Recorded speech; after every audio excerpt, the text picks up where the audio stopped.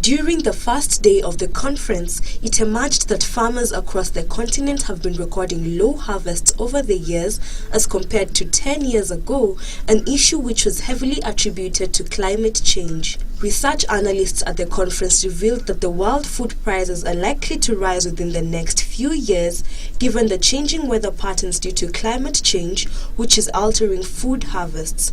Richard Munag, the UNEP Climate Change Coordinator in Africa, said that the agriculture growth rate in African countries has declined, with more than 200 million people in Africa lacking access to proper foods.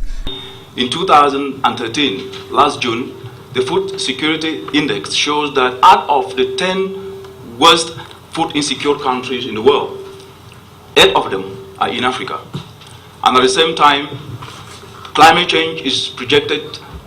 Predictions show that about 15 to 20% of crop decline will happen in the continent. At the same time, Environment Secretary, Ministry of Environment, Water and Natural Resources Dr. Alice Kaldia confirmed that despite Kenya being a signatory to the Montreal Protocol on substances that deplete the ozone layer, the country has continued to import ozone-depleting substances for use in various sectors, including refrigeration and air conditioning, firefighting and agriculture. The use of these substances have in turn continued to contribute to climate change, thereby posing a major challenge to the country's food production. Climate change has adversely affected food production. Let me say production. We have been given figures like we can have a reduction even up to 50% in terms of food production. But in terms of food security, we are still secure. We find ourselves planting crops that ought not to be planted at the right crops at the wrong time, or planting the right crops at the wrong time. And therefore, we just need to be careful about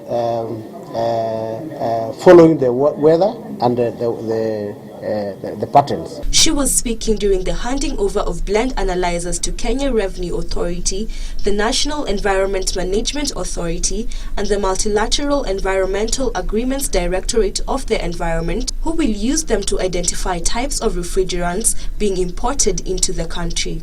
Joyous Begison for Channel 1 Lunchtime News.